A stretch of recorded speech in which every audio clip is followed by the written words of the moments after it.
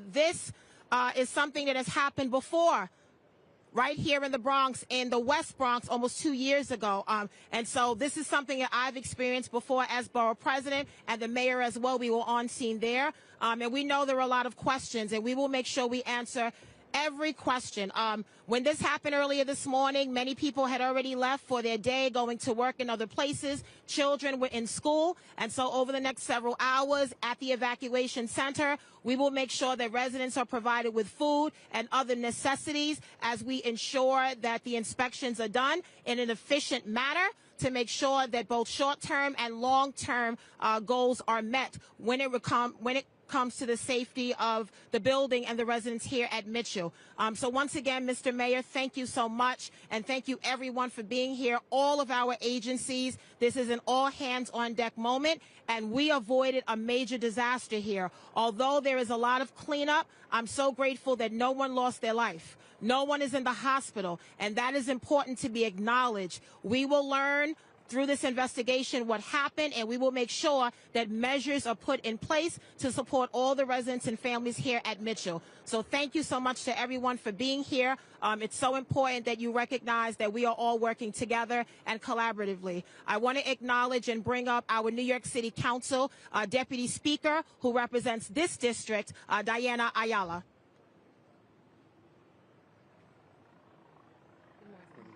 And I'm bringing with me Assembly Member Amanda Septimo, who also represents this area. I wanted to say a few words in Spanish. You've heard, all of the details in English, pero quería decir que estamos hoy aquí en Mitchell Houses. Obviamente esta mañana tuvimos una explosión en el departamento del boiler que subió al área de la chimenea, y eso resultó en que la estructura se cayera parcialmente. Estamos tratando de identificar la causa exacta. Todavía tenemos los ingenieros y todo el personal que se encarga de eso están aquí, pero quería dejarles saber que a los inquilinos y las personas que están llamando, que están preocupadas, que gracias a Dios no hubo fatalidad, todo el mundo está bien, las personas que trabajan aquí, gracias a Dios, pudieron salirse del medio a tiempo, y ahora la prioridad es asegurar que la estructura de los apartamentos que estaban lo más cercanos a la línea F y G estén estructuralmente bien y que las personas puedan volver. En el caso de que no puedan volver, NYCHA ha identificado cuartos en hoteles en el área para poder relocar a esas personas, y le van a dar obviamente unos vouchers para que tengan para comer y para lo que necesiten. Y estamos también trabajando con los inquilinos si necesitan medicina y tienen que entrar al edificio para que alguien entre con ellos. A los que tienen mascotas, pues estamos también haciendo la diligencia para asegurar de que se las puedan llevar con ellos. Pero como dijo la portavoz, la presidenta del condado, tuvimos mucha suerte en este caso de que nadie salió herido de esto. Esto se puede arreglar, pero no tuvimos ninguna pérdida de vida, que fue un milagro en actualidad. No va a haber gas. Obviamente el boiler que se dañó, obviamente que explotó, es el boiler que prohíbe la calefacción y el agua caliente para todo el complejo. So, NYCHA va a traer unidades portables por ahora, temporariamente, y le seguiremos dando más información mientras venga, pero por ahora, gracias a Dios, está todo el mundo seguro. Estamos dando información, la Cruz Roja está aquí cogiendo los datos de las personas en el caso de que se tengan que relocar. Did you want to say something, Amanda? I'll be brief. I'm going to be brief, pero voy a comenzar en español. Nosotros sabemos hoy que fue un accidente grandísimo aquí en el Bronx. Se evitó una tragedia, pero nosotros tenemos que ver cuál fue la causa, porque nosotros solamente vemos problemas como en lugares como lo de nosotros. Áreas como el Bronx, que no tienen recursos. Nosotros le mandamos recursos a NYCHA para asegurar que nuestros edificios pueden estar seguros, pero estamos aquí en esta emergencia. Nosotros tenemos que averiguar qué fue lo que pasó y por qué siempre pasa en lugares como el Bronx. Yo soy Amanda Septimo, asambleísta aquí en el Distrito 84. Most of what needs to be said has already been said. My name is Amanda Septimo. I represent this area. We have to get to the bottom of what happened. We were lucky that this emergency didn't result in a loss of life, that it didn't turn into a tragedy. But we can't be relying on luck to keep our communities safe. We send resources down from the state to make sure that boilers get fixed, to make sure that elevators get replaced. We have to get a clear accounting of what happened and who is responsible. because we cannot leave our tenants to hope that everything is happening the way that it's supposed to. And today is evidence of the fact that it absolutely is not. So I'm thankful to FDNY, to all of the first responders who are here, making sure that we can get this building to a place where people can feel comfortable living in it. But what I look forward to most is tenants getting back inside there, us making sure that they actually feel safe, and getting to the bottom of what happened here today. Thank you. I want to hear from NYCHA.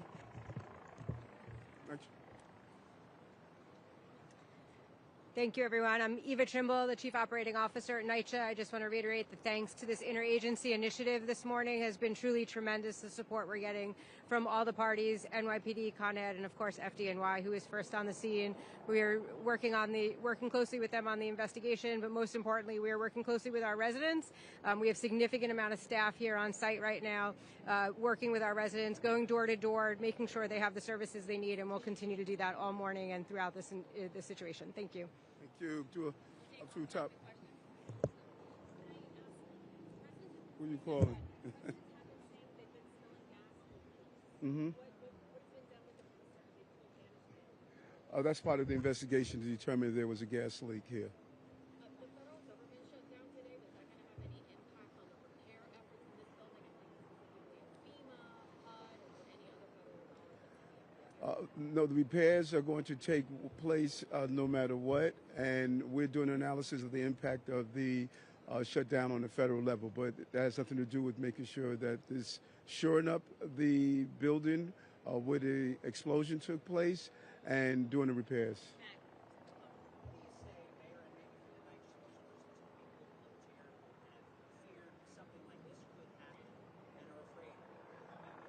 Well, it's not lost on me that October 1st is the first day that heating is turned on, and I think that all of us should use this as a reminder that your boilers have been sitting idle throughout the entire summer, and so when you flip those switches, and in fact I have to do the same on my small building, to make sure you see if there's a smell of gas, just take an extra step of precaution. Hundreds of NYCHA housing throughout the city. Today, this switch is going to be flipped to turn on their boilers, and we're going to make sure as safety as possible. No one woke up this morning and said we wanted an explosion here at this building. Our thousands of NYCHA's employees are dedicated and committed public servants. Anytime anyone that knows that when gas is involved, you want to be take as much precaution as possible, and when things like this happen, you investigate to determine how do we alleviate, if not eradicate it from happening in the future.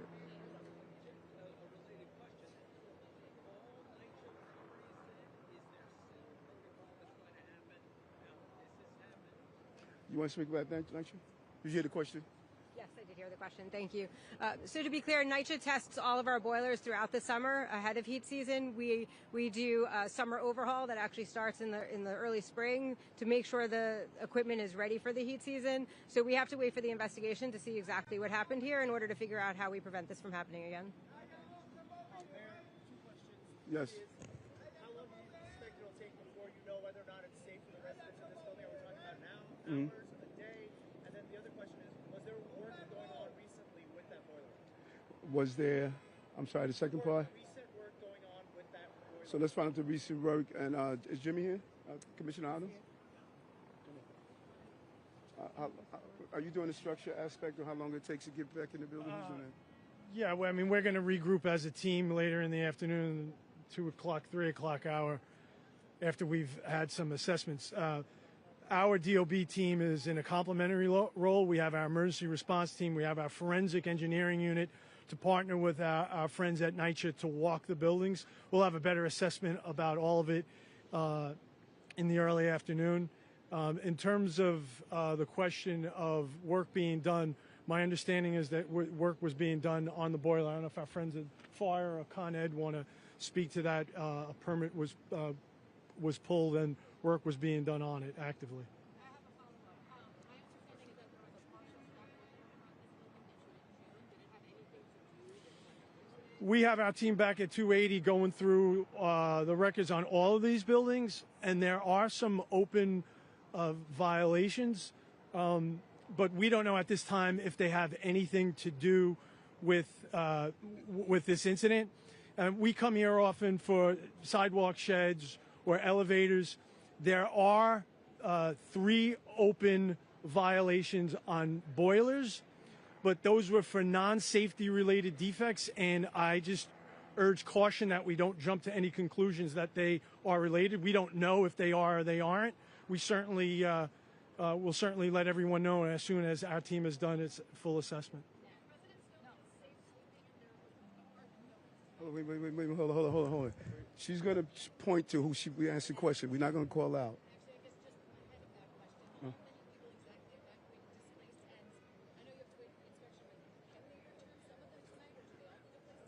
NYCHA?